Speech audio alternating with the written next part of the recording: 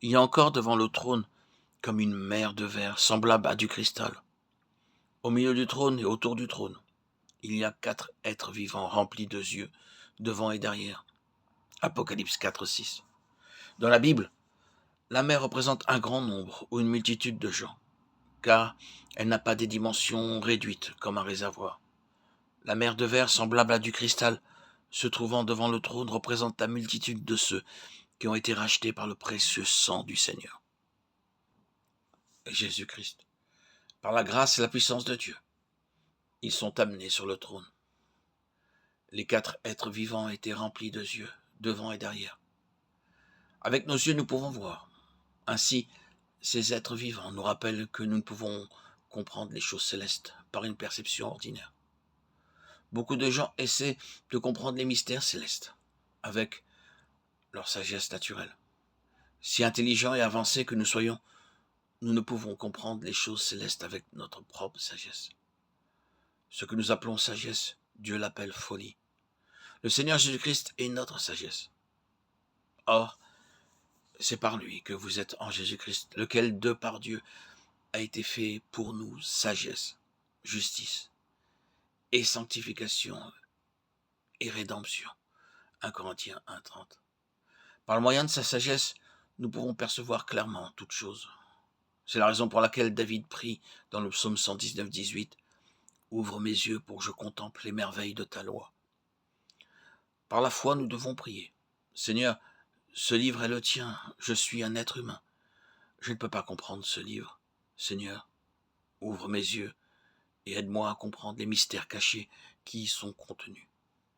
Dans Matthieu 13, 16, 17, notre Seigneur dit « Heureux sont vos yeux parce qu'ils voient, et vos oreilles parce qu'elles entendent. » Je vous le dis en vérité, beaucoup de prophètes et de justes ont désiré voir ce que vous voyez et ils ne l'ont pas vu.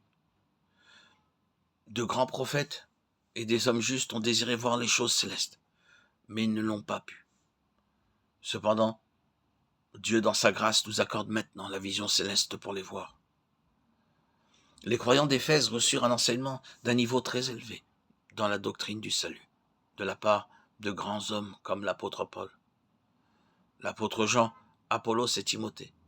Cependant, Paul priait sans cesse pour eux afin que le Seigneur leur accorde l'esprit de sagesse et de révélation, et que les yeux de leur entendement soient illuminés pour leur permettre de connaître la richesse de sa gloire et la puissance de sa résurrection. Physiquement, nous n'avons que 2 yeux. Ainsi, nous ne pouvons voir que dans une direction. Nous ne pouvons pas voir en même temps dans des directions différentes. Mais les êtres vivants étaient remplis de yeux, et ils pouvaient tout percevoir. Nous avons aussi besoin d'avoir des yeux pour voir comme eux. En recevant la vision céleste et par un discernement divin, nous devenons des vainqueurs. Si intelligents que nous soyons, nous demeurons spirituellement aveugles si nous dépendons de notre propre sagesse. Beaucoup de lettrés, ayant une connaissance approfondie du grec et de l'hébreu, sont cependant dans les ténèbres, car ils n'ont pas placé leur foi dans le Seigneur Jésus-Christ. Ce n'est que par la foi que nous pouvons comprendre les choses spirituelles. Lorsque nous irons au ciel, nous verrons notre Seigneur face à face,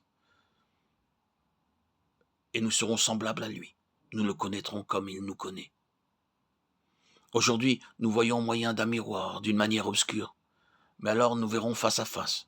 Aujourd'hui, je connais en partie, mais alors je connaîtrai comme j'ai été connu. 1 Corinthiens 13, 12. Il sait tout à notre sujet.